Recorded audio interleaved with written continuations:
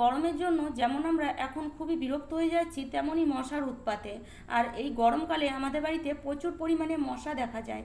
আর এই মশার হাত থেকে বাঁচার জন্য আমরা বাজার থেকে কেমিক্যালযুক্ত ওষুধ, মসকুইটো, মর্টিন এসব ধরনের জিনিস কিনে আনি, কিন্তু এগুলো আমাদের শরীরের জন্য একদমই ভালো নয়, বিশাল ক্ষতিকারক। তাই আজ আমি আপনাদের জন্য নিয়ে এসেছি মশা তাড়ানোর একদম ঘরোয়া পদ্ধতি। যদি আপনারা এই ঘরোয়া পদ্ধতি ইউজ করেছেন, বিশ্বাস করুন আপনার বাড়ি ছেড়ে মশা 100% পালিয়ে যাবে, আর তার সাথে সাথে আপনার শরীরে কোনো রকম ক্ষতিও হবে না। তো কিভাবে ইউজ করতে হবে বা কি ইউজ করলে আমাদের বাড়ি ছেড়ে মশা পালিয়ে যাবে, তার জন্য পুরো ভিডিওটা কিন্তু অবশ্যই আপনাকে দেখতে হবে। তো তার জন্য দেখুন, এখানে আমি নিয়ে নিয়েছি একটা পেঁয়াজ আর একটা লেবু। এই পেঁয়াজ আর লেবু যদি আপনারা ঠিকঠাকভাবে ব্যবহার করেন, তাহলে বিশ্বাস করুন আপনার বাড়িতে আর কোনো রকম কেমিক্যালযুক্ত ওষুধ কিনে আনতেই হবে না। এই ঘরোয়া পদ্ধতিতেই আপনার বাড়ি ছেড়ে মশা 100% পালিয়ে যেতে বাধ্য হবে। তো একদম যে লাল পেঁয়াজটা হয়, একদম দেখবেন একদম লাল টকটকে যে পেঁয়াজটা হয়, সেই পেঁয়াজটাই কিন্তু নেবেন। এর মধ্যে অনেক ঝাঁঝ থাকে, মানে প্রচুর ঝাঁঝ থাকে, যেটার কারণে কিন্তু আমাদের বাড়ি ছেড়ে মশা 100% পালাবে। তো দেখুন, প্রথমে পেঁয়াজটাকে এইভাবে কিন্তু কেটে নিতে হবে, মানে মাঝখানটাকে কেটে দেবেন না, একটুখানি কেটে তারপরে পেঁয়াজটাকে দেখুন এইভাবে একটা চামচ দিয়ে গর্ত করে নিতে হবে।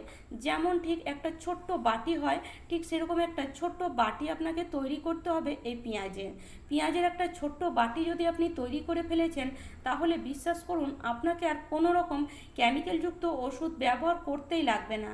দেখুন, এরকম একটা সুন্দর ছোট্ট বাটি কিন্তু পেঁয়াজের আমরা তৈরি করে ফেললাম। এই সুন্দর ছোট্ট বাটিটি যখন আপনি ইউজ করবেন, তখন সকলেই ভাববে এটা আপনি কোথা থেকে কিনে এনেছেন। দেখুন কত সুন্দর একটা ছোট্ট বাটি তৈরি হয়ে গেল। এবার কি করব, এই যে পেঁয়াজটা, এটা আপনি রান্নার কাজে বেটে ব্যবহার করতে পারেন, এটা এমন কিছুই খারাপ হয়নি। এবার যে লেবুটা আছে, সেই লেবুটা আপনি চাইলে গোটা ব্যবহার করতে পারেন। তো আমার কাছে এখন আপাতত আধখানায় লেবু ছিল, তো আধখানা লেবুতেও কিন্তু আপনি বানিয়ে নিতে পারেন। এই যে লেবুটা এইভাবে একটু আপনি ছুরি দিয়ে মানে ঘষে নেবেন, যাতে লেবুর মধ্যে যে এক্সট্রা বেশি রসটা আছে সেটা যেন বেরিয়ে যায়। রসটা কখনোই ফেলবেন না, কেননা এখন গরমকাল, লেবুর কিন্তু প্রচণ্ড দাম। সেই জন্য ওই লেবুর রসটা নিয়ে আপনারা শরবত বানিয়ে খেয়ে নেন। তারপরে এই যে লেবুর মধ্যে সামান্য একটু রস কিন্তু অবশ্যই রেখে দেবেন, কারণ এই লেবুর রসে বা লেবুর গন্ধে কিন্তু 100% আমাদের বাড়ি ছেড়ে মশা পালিয়ে যাবে। তো এইভাবে লেবুটাকেও একটা ছোট্ট বাটি আকারে তৈরি করে নিতে হবে। এবার এখানে লাগবে একটা কর্পূর। তার আগে এখানে আমি নিয়ে নিচ্ছি কিছুটা পরিমাণ তুলো। এই যে এরকম একটু বেশি পরিমাণে তুলো নিয়ে নেবেন, আর তুলোটাকে এইভাবে একটু চওড়া করে নেবেন।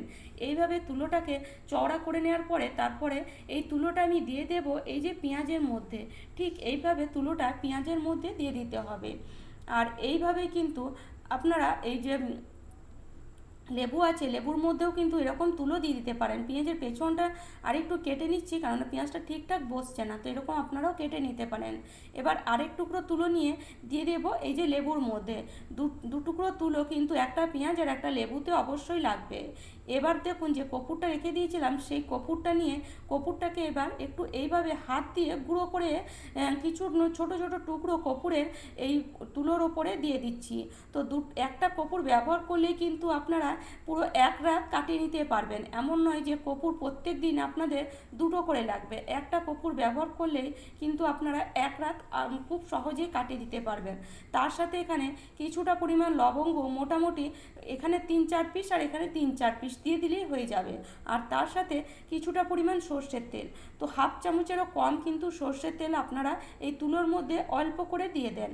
এবার এই তুলোটাকে নিয়ে এরকম একটা মানে মুখটাকে বন্ধ করে এরকম একটা সলতের আকার তুলোটাকে বানিয়ে নিতে হবে।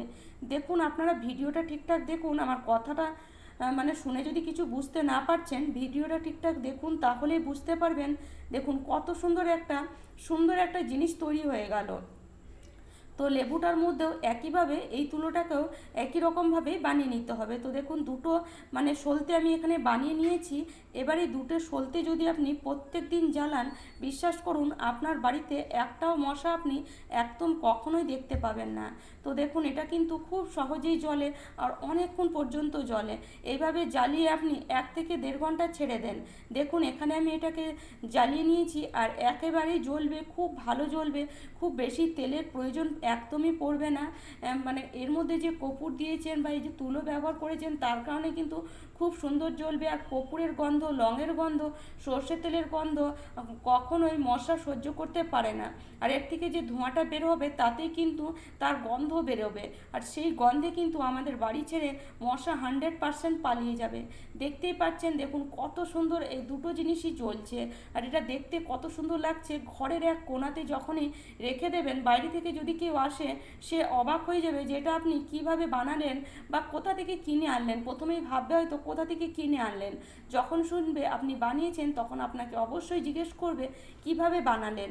এটা দেখতেও যেমন ভালো লাগে তেমন কিন্তু খুব সুন্দর কাজ হয়। তো যখন এটা হাফ জ্বলে যাবে তখন কি করবেন, এগুলো আপনি নিভিয়ে দেবেন। এভাবে নিভিয়ে দেওয়ার পরে দেখবেন এর থেকে একটা ধোঁয়া কিন্তু বেরিয়ে আসছে।